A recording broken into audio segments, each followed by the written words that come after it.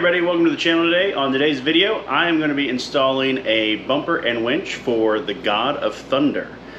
Keith, my buddy, he needed some help with his Jeep, and I was able to help him out. And unfortunately, he couldn't be here today. I helped him in the U-joint video a few videos back, but got a new bumper and a new winch, and we're going to be installing them. Today's winch that we're using, though, is going to be the Badlands Apex.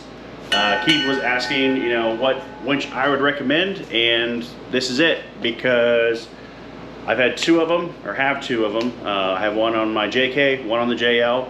They've done fantastic, no issues. A lot of the big YouTubers, they use them too. My argument is, you know, yes, they are gifted for product placement, but they use the crap out of them. And honestly, I think they might have had a couple of failures. Those folks are going to use, excuse me, they're going to use those winches a heck of a lot more than kind of like the average weekend warrior. If this is something that you do, you know, hardcore stuff every single weekend, yeah, you might want to invest in a little bit more of a winch. But again, for the casual off-roader, overlander who might use a winch a handful of times a year, it's really hard to justify spending that extra money unless you got it. But really impressed with the Badlands stuff. Great products. Comes with a synthetic rope, which is better for recovery. Also has a wireless remote, which is super nice. So Keith has the plastic bumper on his Rubicon, and we are going to start taking that off and get ready to install the new bumper. All right, everybody. So first step is we're going to take this plastic air dam off. It's held with these like plastic bolt nuts, whatever you want to call them. They're these retainers right here. Get a good shot on that. They do have a Phillips on there, but the Phillips isn't really designed to come off. So I like to use a drill them out, and then should come right out.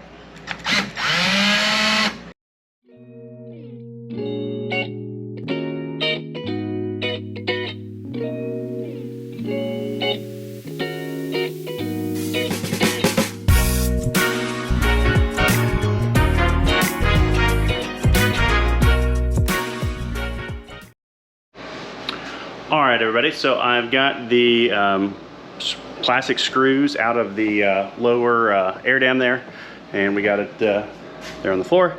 So now we're working on the front bumper. Now there are 4 bolts per side to hold the front bumper into the frame horns, basically. So I've got my impact on there, and we're gonna remove those. Now, full disclosure, I got chrome sockets on an impact. I know it's a no-no, but I use it, it works. So that's what we're gonna use today.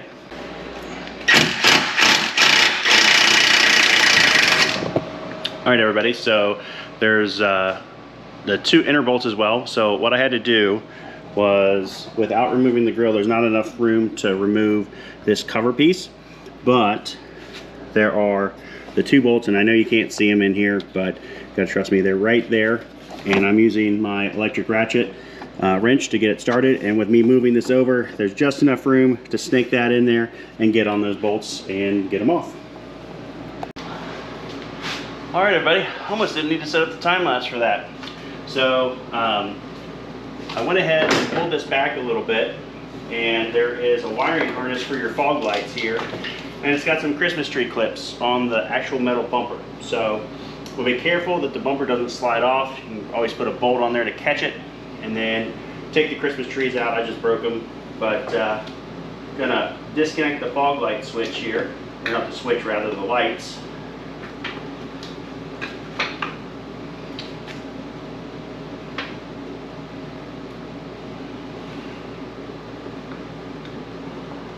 Okay, everything's disconnected, and the bumper slides right off. All right, everybody, so here is the wiring situation on the back of the bumper. Basically, my plan is that the inner pod lights are going to be fog lights, and then we've got the off-road, and then we might angle these outer ones out a little bit so they kind of be like ditch lights. So the plan is I'm going to connect wiring here, have a connector on this side for this fog light, connector on this side for this fog light as it is from the factory, Then I'm going to run the Deutsch connector for a 4-pin. So you've got these two on the outside, and then this center one with different color wiring. So I'm going to set up the time lapse, and basically you guys watch me do wiring, which is the most exciting thing in the world. We'll take this minute to just do a shout out. Keith, thank you very much for trusting me with your Jeep. I really do appreciate it. It means a lot to me. Glad I can help you out, and hopefully you enjoy the new upgrades that you're putting on your Jeep. He's got a trip coming up here, and he's gonna get to go to Drummond Island, which I haven't been to yet, and I really want to go. But hopefully he doesn't need to use anything that I'm putting on here for him. But if he needs it, it's there, so he should be all set. Thanks for everyone who has been supporting the channel. It's continuing to grow. I'm getting about a 1 subscriber-ish per day, which is pretty awesome. Of course, you know, if I got 5 per day, that'd be cool too. And but we're gonna keep trucking on this, because I'm sure the missus has a honey-do list that I also have to get working on. So we'll set up the time lapse, and you guys watch me mess with wiring for hopefully not too long.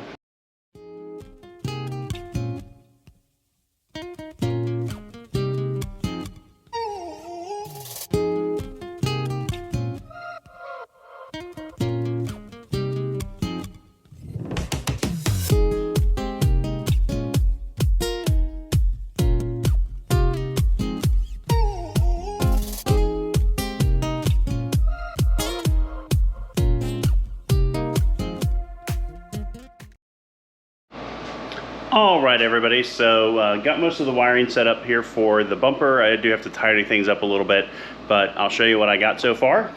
So right here we got our male or female Deutsch connector, and got everything. These soldering type connectors, you have to use a heat gun for them. They work a lot better with a heat gun. I try to use a lighter. Lighter's too hot. It just melts the plastic before the solder can actually melt and make a good connection. So what we're doing now is I'm running wires for the lights up to close to the battery here. I don't have a switch panel for Keith. He thought there was one in the kit, but there wasn't. So he's gonna have to come up with a solution for that. But I'm gonna run the wires that way, so when he gets it, it will be ready to be installed. I've also got the Badlands winch box open, because what I'm gonna do is we are going to go ahead and run the winch cable lines as well, since I've got the grill off. If you've never seen an unboxing of the Badlands, I'll show you here real quick what we got. So instructions, stickers, gotta have your stickers. They come with the fair lead, which this is really, really nice. It's a good chunk of aluminum. I mean, it's hollow on the back, but I mean, it's strong as it needs to be, because it's just guiding the rope. Got our remote switch here, which is wireless, which is awesome. Beefy hook, which there's some debate on if you should use that or not, but it does come with the kit, so it's pretty stout. Control for the winch cable. Try to do this one hand. And then there we go, guys. There is the winch in all of its glory. So what I'm gonna do is get that sucker out of here and probably set it on the ground, because like I said, it is heavy. And so we got some cable here. The one nice thing is that this does come with a cutoff switch, which is in this white little box here. I am going to install that for Keith. I don't have it on mine because I'm crazy like that. I don't know, like to live dangerously. The winch does have an on-off switch for the wireless remote. And if you have seen my other video where I smoked a winch line, that is because I left that switch on and it picked up a radio signal, turned on the winch. So it ruined the fair lead, ruined the line, had to get those replaced, and then I ended up moving the switch from the actual winch itself to inside the Jeep on my switch panel so that I could see it and make sure that it was turned off. So going to get the cables out. Where we're running them is just right up here along the condenser. There's some good space in here by the power steering reservoir along the side to the battery. So not too complicated, but just takes a little while to finagle all the wires. But I'm gonna set you guys up so you can watch, and let's get the wiring installed. All right, everybody, so I've got the top of the Badlands winch temporarily disconnected, and I've run the positive lead up underneath here, going up next to the condenser radiator. Around here up the top, there's a nice little hole right there that I'm running all the wiring through, and then I'll tidy this up, put it next to the airbox so we don't have any issues there. But basically there is the cutoff switch that I got to install, and then that will jump into the battery. So next up, we are going to remove these connectors and put in spade connectors to attach the fog lights. And then at that point, other Deutsch connector on the new wiring for the other lights, and then should be able to put the front bumper on. Alrighty guys, we're gonna try to install this bumper. Hopefully it goes on.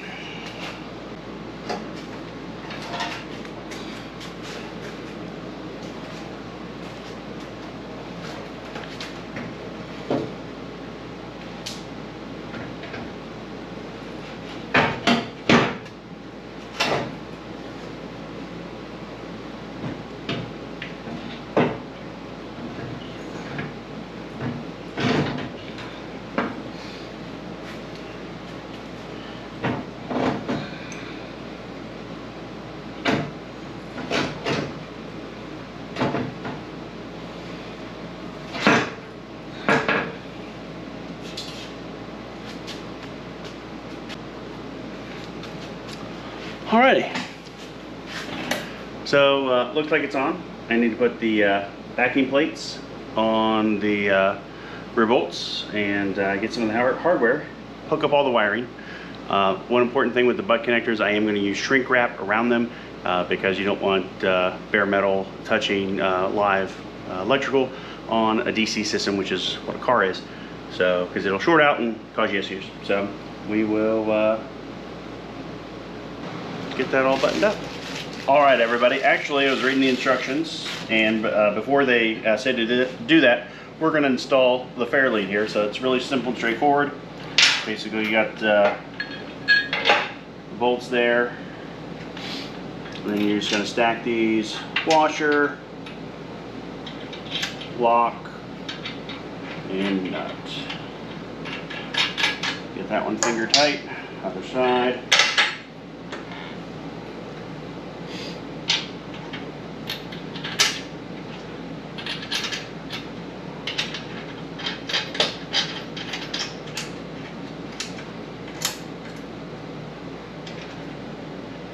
I get those finger tight, and then this is going to take an H8 Allen and then a metric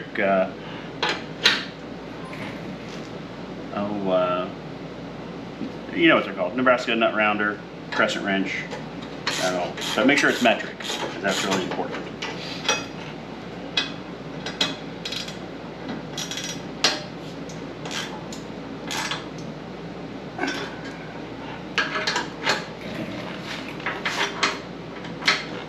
And then make sure to use the German torque spec for this, which is good and tight. Okay, that's not going to go anywhere.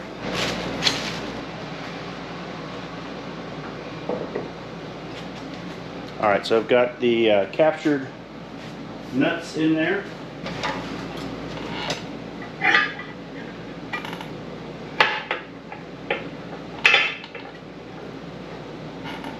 Put the fair lead in like so.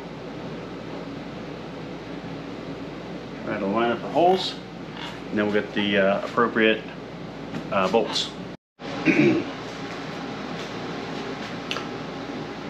All right, everyone, so I've got the front grill back on, got the bumper mounted. Next, I'm going to be mounting the winch. It has some nuts that are trapped on the bottom of it that slide in, and then you put bolts up from the bottom. So I think that part's going to be fun. I don't know how much video I'm going to get for you just because it is really tight quarters, but I'll try my best. All right, everybody, that was a challenge. So what had happened, one of the nuts slid out of its keeper, and so I was putting the bolt up in there trying to spin it to grab onto the nut, and there was no nut there. So basically I had to unspool the winch cable. That way so I can get my hand back in there, slide it in, then put it up and tighten it up. I had my camera pointing toward the passenger side because that's what side I was working on, and I had the camera right next to the driver's side. Driver's side went on fine, no problem, but passenger side was just a pain in the butt. So got the winch tight now, and it is installed. And then what we're doing is hooking up the electrical connection. Keep on the light here. So I've got the ground connector right here, and then the positive, the lead connector's up here. And it's not reinstalled, it's just sitting here, but the box top here. So I have to connect all of these with the copper straps and nuts and bolts. But I'm going to get a ratcheting wrench on the back of that and get that tightened up. Alright everybody, so it's the night crew. Basically I've got all of the wiring that I need to do done. Next I'm going to install the bull bar. I will show you the cutoff switch here in just a second, so let's look at that now. All right, everybody, so I just have this set here. I don't know what Keith wants to do with it, but this is the cutoff. So on, off, it's got positive coming in here, and then it goes to the battery there. So like I said, I'm not sure how he wants to mount this, if this is fine, but we'll figure it out. But that's all the wiring, and then just routed it right along the frame here, and should be good to go. All right, everybody, so God of Thunder now has a winch. I got it all wired up, and excuse me, I've got the winch rope. I don't know if you can see that or not, but I've got it unspooled here because I had to unspool it. And then the proper way to do that is you hook it up to another object, another vehicle, tree, something like that, and you use, hopefully it's on an incline, so you can use the resistance of the vehicle to make sure that the winch line gets nice and tight. So it's late. That's going to wrap up the video. I appreciate you all for watching. Keith, hope you enjoy the upgrades that I did for you. Again, this always has a tail light warranty. When I can't see the tail lights, the warranty's up. So no, it all went together pretty well. I think the biggest thing is just putting on the bumper, lining up the winch with all the bolts and stuff, and then there's not a lot of access or room back there behind there, so makes it kind of tough. But got everything on here. He's going to get a switch pod, and so we can do the lights individually that I got wired up, because I didn't want to have all of them on when he turned on his fog lights, because then he'd be burning people's retinas. But gonna see this one again. Keith's planning to do a lift here in the near future, so take recommendations. I think we're leaning towards Terraflex. He is looking to do an actual coil lift. Not trying to break the bank on it, so kind of budget friendly. So if you guys have any recommendations or options, put them down below in the comments, and we'll take a look at them. So as always, appreciate you. Like, comment, subscribe, and we'll catch you on the next adventure.